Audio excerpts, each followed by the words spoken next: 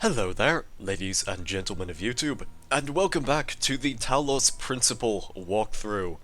And today we are going to be tackling World A6, which has a couple of sigils, mostly red ones, and a single star. Let us move on, shall we? Look around you. All this is just a distraction. It's a pretty distraction, but a distraction nonetheless. What are you hiding from, running through this pretty garden, ignoring the beauty that's all around you in the real world? Today, Serious Sam will give you a lesson on what it's like to be in the real world, which is definitely not this, but if it were like this, I'd imagine it would look, well, slightly more HD, but you probably get the idea. This would be a really cool place to visit in real life, however, so I would approve of it if real life actually had that thing to offer me, such as money to travel to a place like this, and also money to make sure I would be solitary out here so that way I can enjoy the peace and quiet and the sound of a beeping computer terminal in front of me. Which has a couple more files, such as another one on, you guessed it, Jeff Goldblum! You can read another one about Jeff Goldblum, only the best actor in all of the world. This game really wants to push that fact. There's one about possibly Senator Cicero, or some guy named Cicero who was a philosopher. I'm not really sure which one it is. And chatbots.html, which is one of the best texts in the game.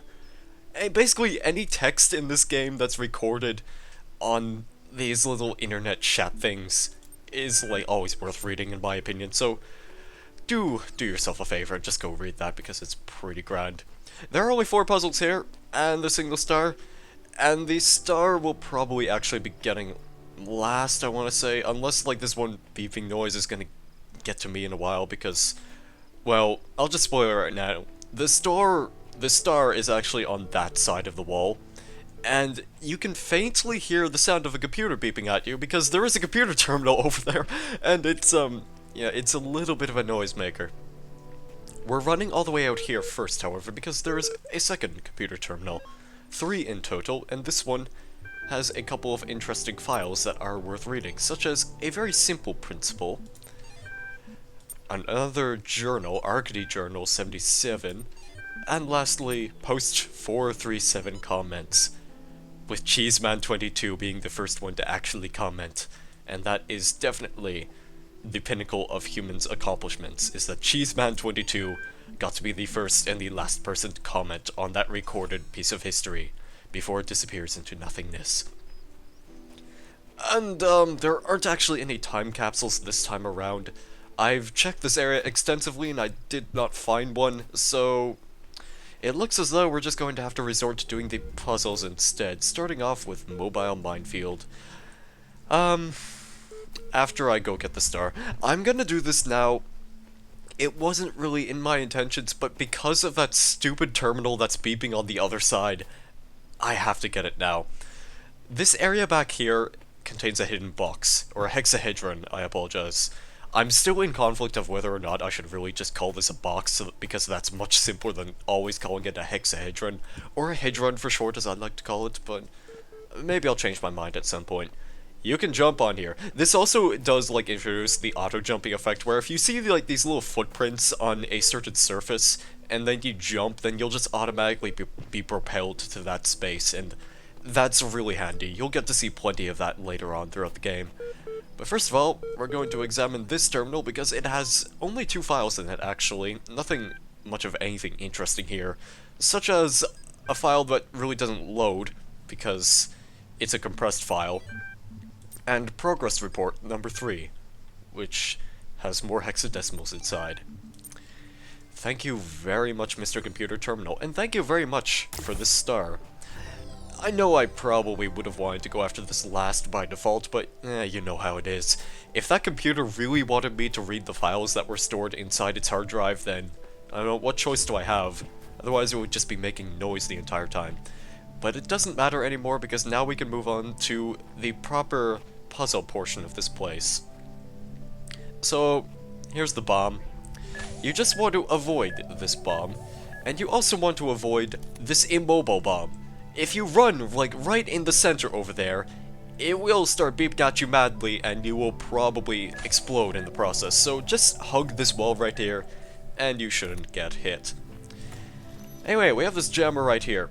And the way this one works is actually kind of interesting, because you need to temporarily trap the first mine on the other side of this wall, because technically that mine is kind of guarding a set of keys which we require in order to further progress with the puzzle. And plus we need a jammer here as well, so we can't just sneak by and grab the keys, and we would probably still explode in the process either way. So after collecting these keys, you actually want to trap this mine back in its original place again, because you're gonna have to move the jammer elsewhere. First of all, you open up this door and there's a minigun turret right around the corner. We can actually technically just stand right here. Actually, maybe you don't need to move the mine back now that I think about it. I was really scared that the minigun would just be able to see me right here as soon as I walk through the door, but that might very well be unlikely, because there is a switch right here which deactivates this turret. Okay, well, this is probably a much simpler way you could do it.